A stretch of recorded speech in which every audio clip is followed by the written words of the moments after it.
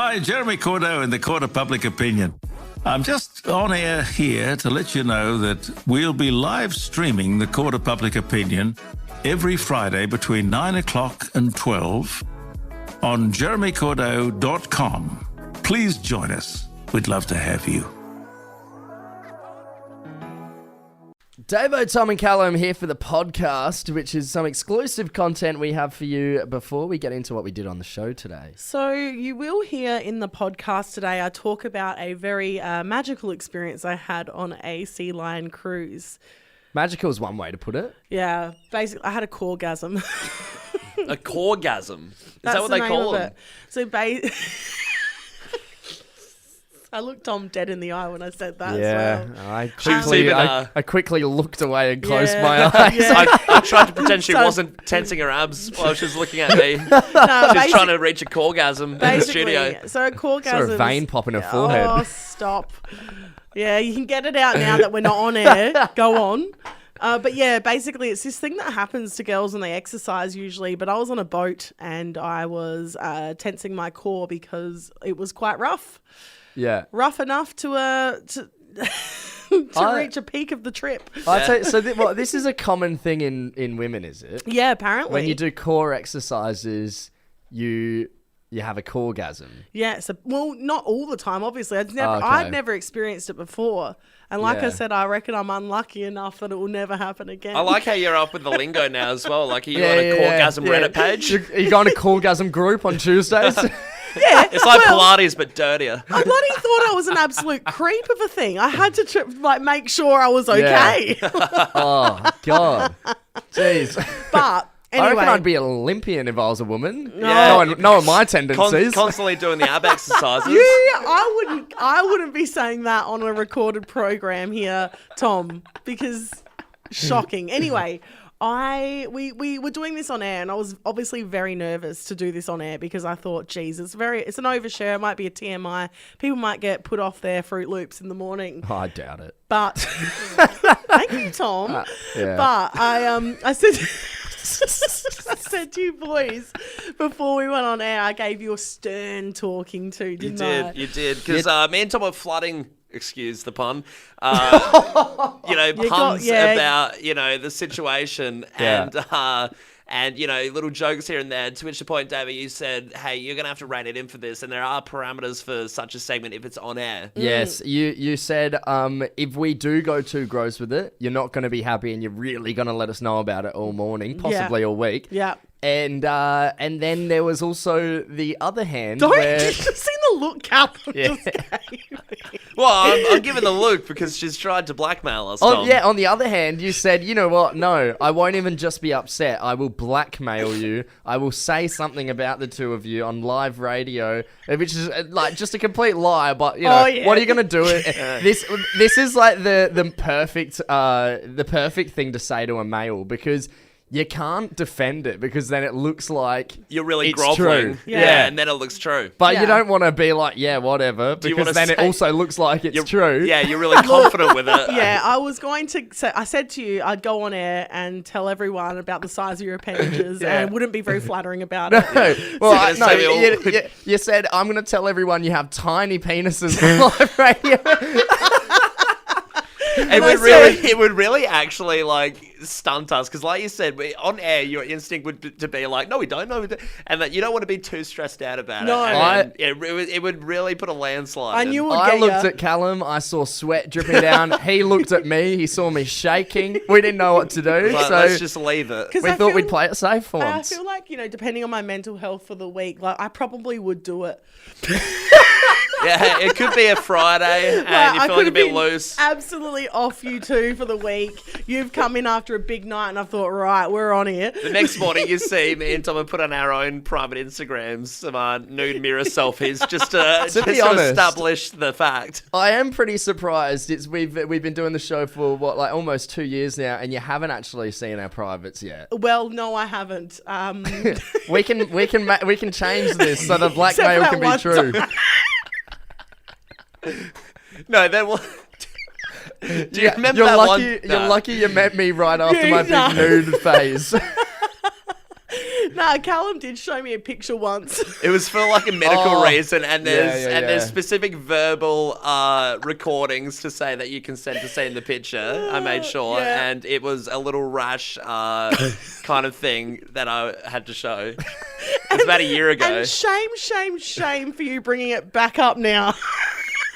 I want to assimilate with the medical community and, make people feel alright to have a rash down there because it is fine. And you shouldn't ever feel blackmailed either. I don't have like any private folders on my phone or anything, and every now and then, when you think, oh, looking pretty good today, get a quick snap. It's dicey. So many people have gone through my photos and been like, what the hell? I'm like, whoop. Whoopsie.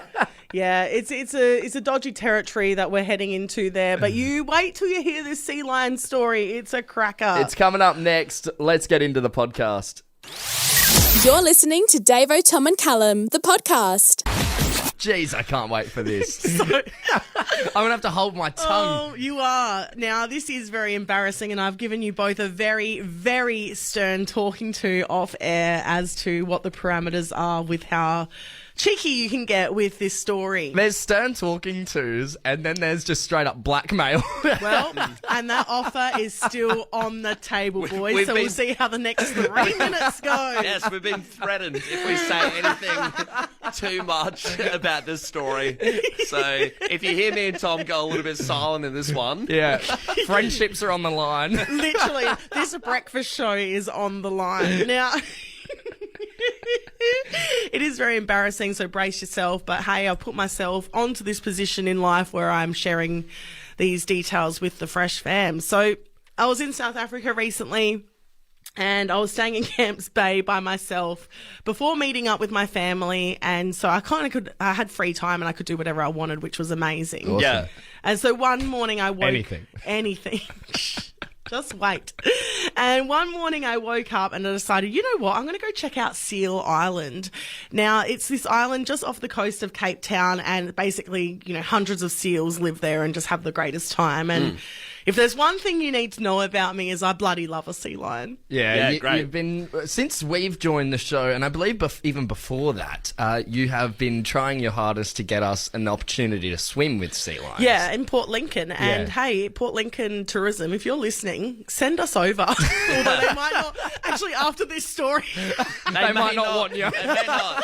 Tom and Callum can go. But yes, Davo, it has been your dream to be amongst the sea lions. Yes, like Tom said, since we started the breakfast show, pretty much it's been in cahoots. Yeah, so anyway, I decided I'd book this little cruise and I'd head down to the harbour. So off I went to the harbour. Anyway, I get to the boat and it is rough as guts on the sea. It is going wild. We are getting thrown around on this boat like absolutely nobody's business. But we get down to Seal Island and I see all the sea lions and I'm so happy, as you can imagine, elated, smiling from ear to ear. Yeah. Okay, so if you know anything about me, it's that I freaking love sea lions. Yep, that's me on the day. Just saying how much I love them. Anyway, so we are returning back to the dock and the water is really giving it heaps. Like, it has gone so rough now that you had to hold on. Yeah, okay. And I was a bit worried about my lower back because I've had a few injuries before. So I was bracing my core as hard as I could. And I mean bracing it. Like, I am trying to protect all of my muscles and my lower back and everything. Sure. Anyway, all of a sudden, this weird but familiar feeling sort of came over me. And we went over a couple of bumps and...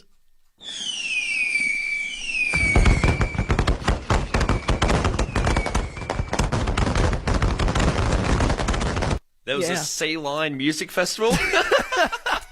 No, there was fireworks, and I don't want to say any more than that. But What are we doing? Straddling the engine. No, this has never happened to me before, and I'm that unlucky. It will never happen again. But I did look it up. I know you love sea lions. Like, jeez. Yeah. 5-star review on TripAdvisor. Can I give a 6-star? I just need to say I did look it up after, and apparently this is really common for women. Oh, okay. So it's an exercise thing. At the gym, it happens to them a lot, but this happened to me on a sea lion cruise. Was there anybody? Was the captain turning around being like, what the hell? No, I didn't make a scene out of it. Well, you know why they got rid of the ball in the wool shed, right? First you get the sugar, then you get the power, then you get the Davo, Tom and Callum podcast.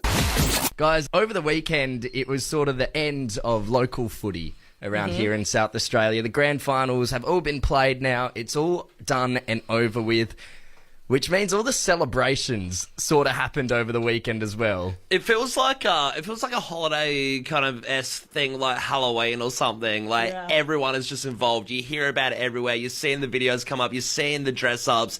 It's absolutely huge. Even if you don't play footy, you still get involved. But I also think with grassroots footy, because the stakes are low, you know, it's your local club, people get absolutely filthy. They go full feral. Oh, yeah. And that's, I mean, to be honest, I reckon maybe 50% of the people that play local football are hanging out for this time of the season. Yeah, it's probably half the reason they play. Well, it's just like, you play one game and you're welcome to come to the Silly Sunday. Yeah. It's G grade, you know, whatever. Like they just popped in, stood on the oval for a bit and got to go to Silly Sunday. Now, yes, of course, you have all your different variations, your Super Saturdays, your Silly Sundays, your Mad Mondays.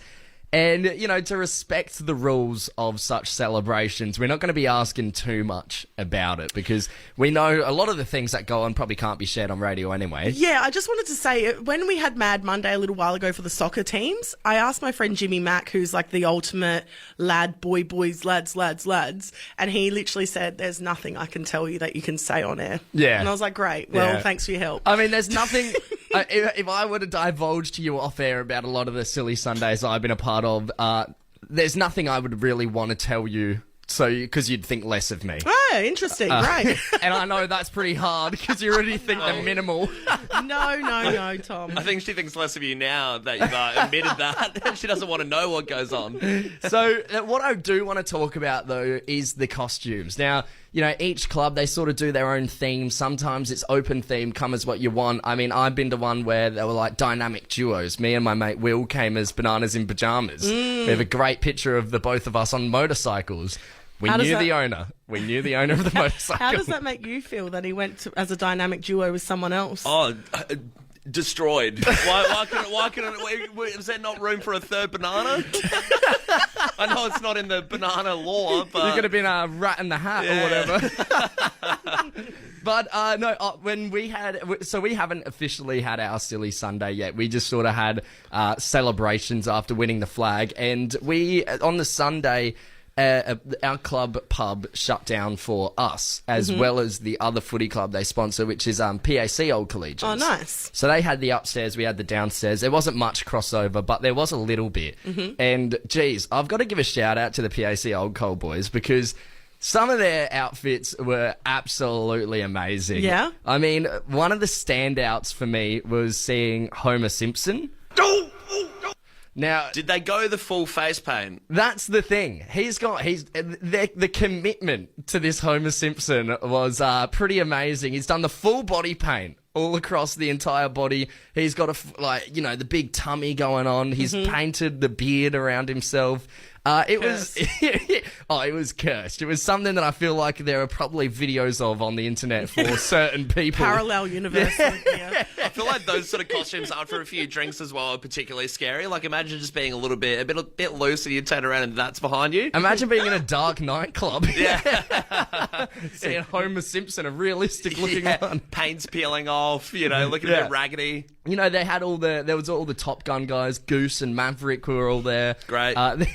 They had a couple boys from the Glenelg Footy Club who, of course, won the SANFL Premiership on that Saturday, rock up, and they were already dressed to the nines.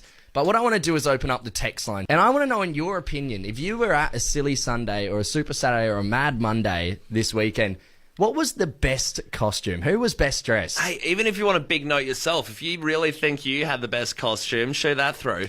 I had a friend, Rebecca. She does netball, not footy, but she had a silly Sunday and she was dressed as Alan from The Hangover. Had the whole beard, had the baby on her chest. It was very funny. Good one. Yeah, I've had a couple of those come through the footy club before. By the end of the night, the baby has disappeared. Some of these men should never be fathers. Someone said here, my mate came as an anti-smoking ad. He cares about the health of our state. And good on him. Good on him. I bet you anything. He had a durry in hand at one point. Yeah. No. We can only assume.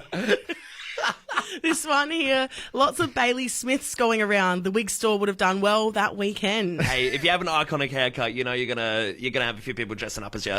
G'day, guys. 4 of us midfielders came as the Wiggles. I organised the outfits and made one of them a tearaway outfit. It was like Russian roulette. We all knew one of us had the tearaway, but no one knew who, and none of us were allowed to wear underwear. Hey. Someone said... Oh, the Wiggles are a disgrace. I don't think I want to see Murray like that. Toot, toot, chugga, chugga. Jeez, wake up, Jeff. Seriously. Someone said here, our club went as geriatrics. A lot of us look like geriatrics the next day, even without the makeup. Yeah. Big one. Geelong Cats did that after they won the flag. The oldest true. team ever to do it. Yeah. This one here says, morning team, our C grade coach came as the naked, greased up deaf guy from Family Guy. He was 54. What a sight. Do it below, Running through the forest. below 30.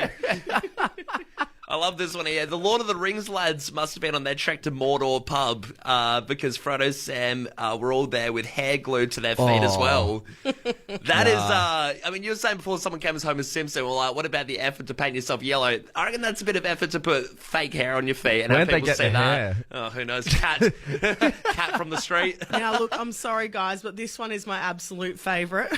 It says, my friend dressed up as South Aussie with Cozzy before the weight loss surgery. You're listening to Davo, Tom and Callum, the podcast. Boys, we're in the thick of it. It's that time of the year. It's the Magpie swooping season. So usually this happens between July and December every year, but September, October is the real hot spot for it. Yeah. I go around my suburbs in fear when I walk around. I'll go for a stroll at around 5, 6 p.m. Worst time for it, you know. You see them all like going for the worms in the grass, and they hunt in packs. And I get terrified. I feel the need to like cross the road if I see a group of them. Yeah. They're Like they're a intimidating. bunch of delinquents. Yeah. A bunch of loiterers playing with marbles on the side of the road, doing Absolutely. graffiti. But it's fair enough, because if you've ever been swooped by a magpie, you'll never want it to happen again, because terrifying. Look, guys, I'm taking a bit of a different stance this year with the Magpies. Oh, yeah? Yeah, I'm all for them. You know what? Let's just stay out their way. If you don't mess with them, they don't mess with us. What, you're one with them? You're like the crow now.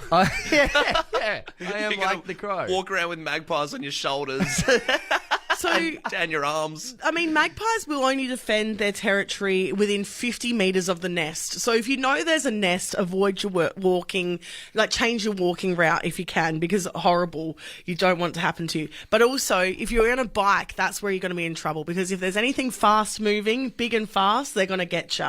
So be careful. If you're walking, you're in better things. Another thing you could do, you can carry an open umbrella, or wear sunglasses, or put googly eyes on your hat. Googly Okay. eyes Yeah, on because the hat. they don't like eye contact. Oh, okay. So if your eyes are going all around the shop, Yeah, then I'll be like, oh my god, what's with that bloke's eyes? they're on the back of his head and they're going everywhere. Come on, Murray, let's not mess with that freak. So last year we were doing the constant magpie alert sort of updates, giving you the attack numbers. Now 2023 has been absolutely wild for attacks in Australia. Yeah, right. This is what we've got on the account so far. 1,833 attacks have happened. Wow. 218 injuries. Wow. 218 injuries. Yeah, Yeah. I do feel like that is bigger than last year. Yes, it is. It has to have been. Like, Yeah. it's so full on. And now this one I thought was quite funny. So we had from, let's say funny, probably not for him, but so in Fulham Gardens, this guy was attacked. His name's Ian, and he says, bird serenaded me with a beautiful singing, and I fed it some feed, took extra back to its nest. I was injured as she hurt my feelings when she flew away. Wow, so he was caught up by the siren song of the Magpie. It was an emotional attack. Why'd you leave? Not even the googly eyes can save you from the emotional attack from a magpie. Sometimes me think, what is friend? Then me say, friend is someone to listen to Davo, Tom and Callum podcast. Cookie, nom nom nom nom nom. Guys, going to a footy game, you expect the only people to get an injury are the actual footy players. So it is pretty awkward if you cop one yourself. And this happened to someone we know. He was at one of the footy games recently at Adelaide Oval, and he's gone into one of the cubicles to do a number 2. Yeah. And is sitting down on the toilet. Davo, don't grimace. Don't grimace. I say, don't be gross about it. We're all human here.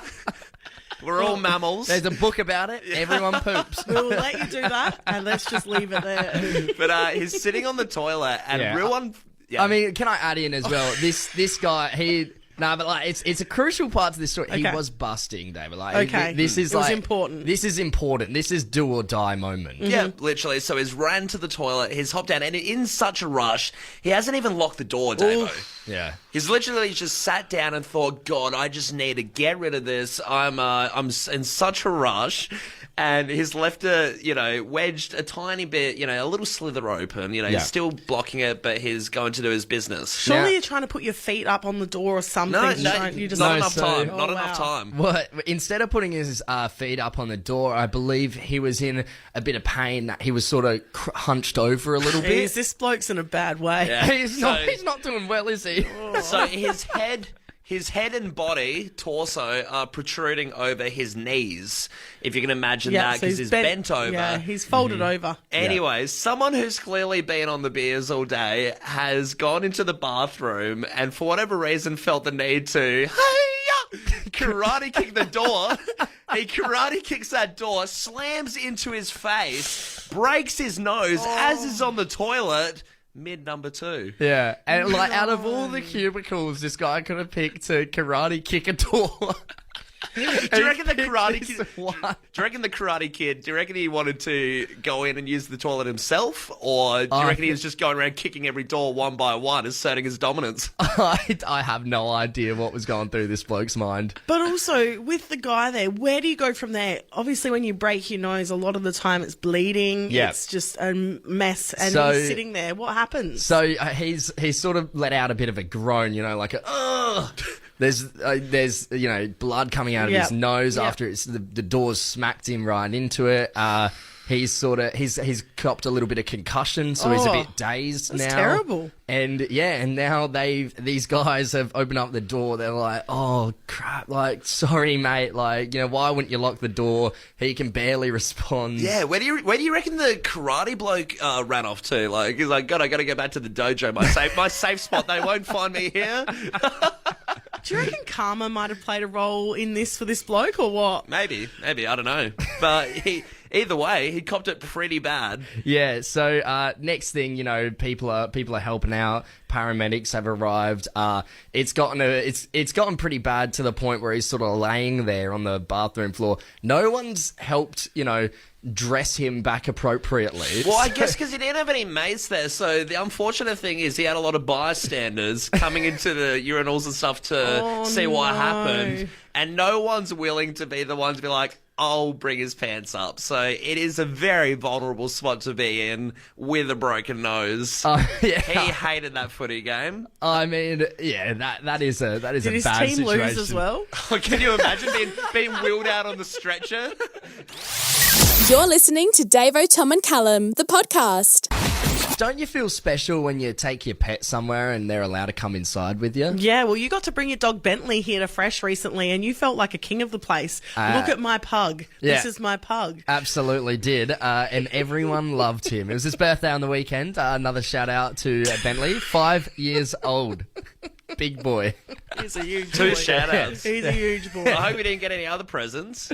No, not from me. But we are going to travel over to Kent for this next story, where this man, Dave Brooker, aged 56, has quite the unusual pet. One that you wouldn't really usually see, I guess, taken out with you.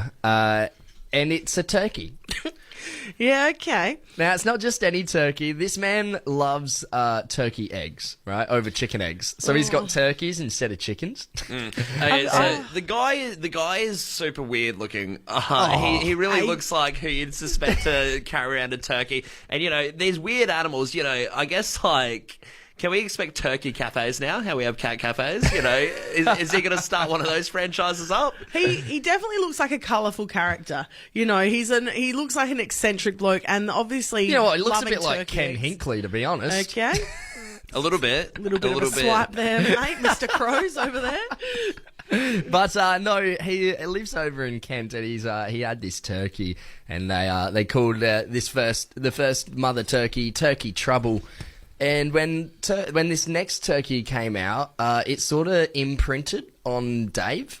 So Are you doing a Twilight reference here? I guess so. I guess I am. Yeah, it's thought that Dave was the mum. Yes. Right, Okay. okay. So it's following Dave around, and Dave bonded. fell in love with it. Not enough to give it a real name. He's just called it T2, which is short for Turkey Trouble version 2. Okay. And what's he doing? What's he getting up to? Like, Yeah, what's the deal with him, this Convince me turkey? that this guy isn't a freak. What's he Oh doing no, that's I'm normal here to with the bird? completely sit down and tell you how much of a freak he is. So basically, he loves taking his turkey to a visit to Tesco, which is a supermarket over there. He's beloved by the people, and this turkey's other favourite place to go, right? And this might tickle your interest, Callum, is the pub. Oh.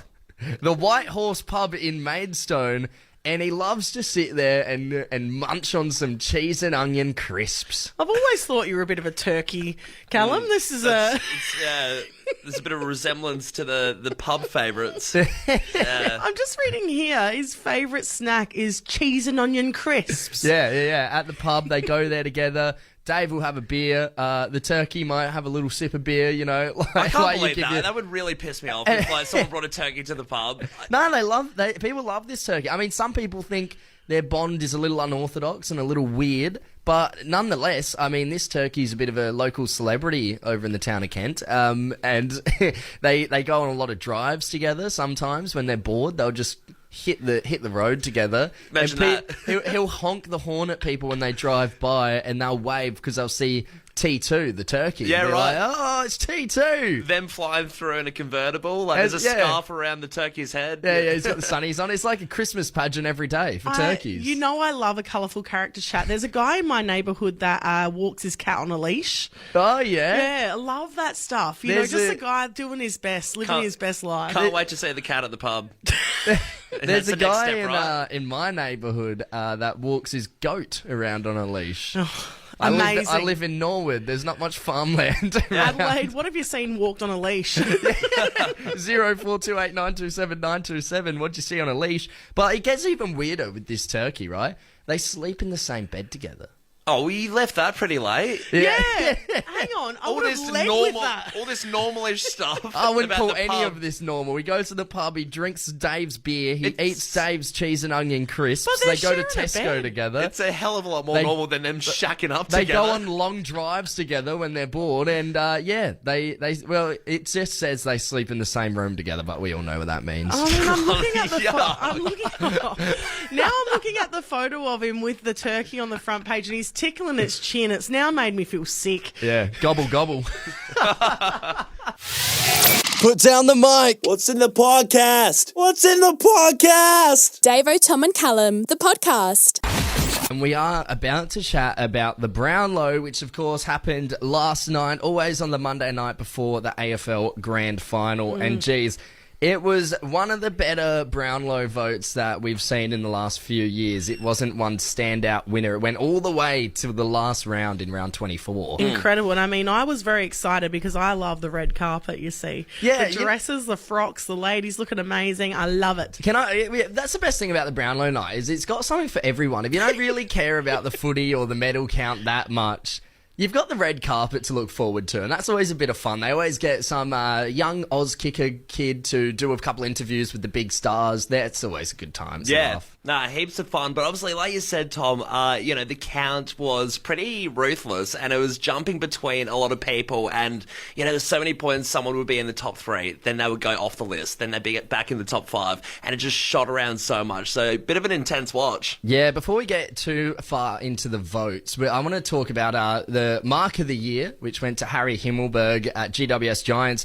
He actually had 2 entries into the Mark of the Year, and it was, he ended up taking it out with quite a flyer in round 1 against the Adelaide Crows, against our ruckman, Riley O'Brien. I mean, this guy flew so high, he stood on Riley O'Brien's head for felt like a lifetime. So that was very impressive. Goal of the year went to young Will Ashcroft at Brisbane Lions, who... I don't even know how to explain this goal. It was insane. Basically, there's 17 people trying to tackle him. He's caught the ball mid-air. Before he's landed, quickly shoved it on the boot right from the pocket, somehow split the pin and just went right through the middle of the sticks. Yeah, great stuff. Did they have robbery of the year for the Adelaide Crows or what? They didn't, but they really should start adding that in. Hey, what's that award in the movies? The Frazzies or something? Yeah. I know the one. The Razzies. The Razzies. Yeah, never too late for that one. Should be a good addition for next year. Of course, the Jim Steins Community Leadership Medal went to Sam Doherty for all his work in the cancer field. Obviously, surviving 2 cancer attacks as well, so that was very emotional. He spoke extremely well as well, so that was great. But then, of course, the main event, the Brownlow count, Lockie Neal from the Brisbane Lions ended up winning it for the second time. He won it back in 2020. Kind of sucks for Lockie Neal because back in 2020 was COVID, so they weren't there.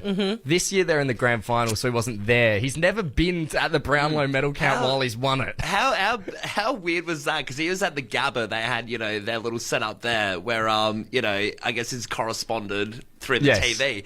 Such a weird one, though. Such a weird one to not be actually in the venue. Well, also, if you're an interstate team and you're in the grand final, they don't travel. But also, he couldn't celebrate either because, of course, he had 8 a.m. practice the next day and also the grand final days ahead. One champagne could ruin him. It was very funny to watch because they handed him the glass of champagne when they did the toast. He had one little tiny sip and then had to hand it back to their coach, Chris Fagan. As he's eyeballing him. A bit earlier in the night, Darcy Moore, the captain of Collingwood, who of course are also in the grand final, did the toast for all the retiring players. There was 30 of them. Once again, same thing. They brought one champagne glass. He had one tiny little sip and had to hand it back because obviously they don't want to drink before the grand final. And also on camera. Yeah. Maybe he would have loved that drink. I don't know. God, that tastes good, doesn't it?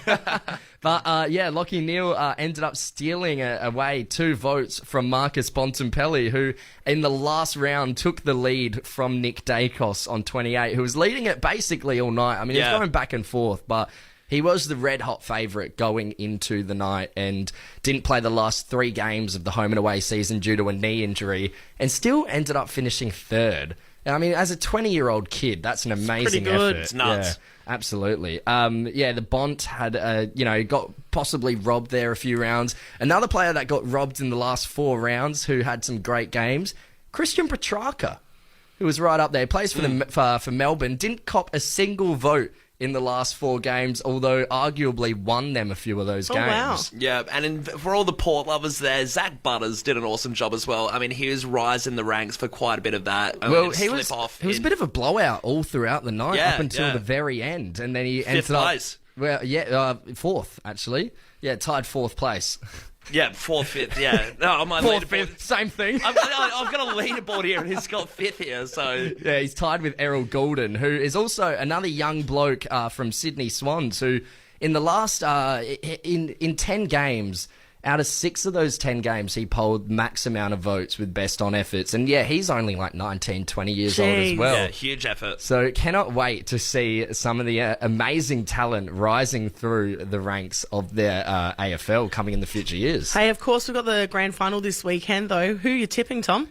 All right, so I've got a little bit of a, they talked about it last night, but it's a bit of an omen where back in 2001, Jason Ackermanis won the Brownlow for Brisbane Lions. The handstander himself. Arguably stole that from Andrew McLeod from the Crows. He even came out and said in his acceptance speech, I stole this from Andrew McLeod tonight. But then they went on to win the grand final. 2002, Simon Black wins it. Here they go on to win the grand final again, back to back. This year, Lachie Neale wins it. I'm calling it now. I reckon Brisbane are going to beat Collingwood on the weekend. Jeez. Well, you've heard it here first. That's my MCG. You know what? Also, really annoying. I know everyone always says something like this, but I've actually got proof where I've told people beforehand. Lachie Neale paying $13 to win the Brownlow last night. I was saying to everyone, he's going to win it. $13. I know he was like the 5th or 6th favourite. I said, he will win it. Mark my words. I'm not going to put anything on it because I don't want to look like an idiot. But why didn't I? What? You just use this. You just use your platform on radio to be like, I was actually right. What just happened? I feel like you've used this medium now so you can safeguard the Brisbane win and recite this back next week and say, I told you so, Adelaide. If Brisbane win it on the weekend, I've got talent. There's something going on here. God's on my side. Voodoo. Yeah, black magic. Hi, Jeremy Cordeaux in the Court of Public Opinion. I'm just on air here to let you know that we'll be live streaming the Court of Public Opinion every Friday between 9 o'clock and 12 on jeremycordeaux.com. Please join us. We'd love to have you.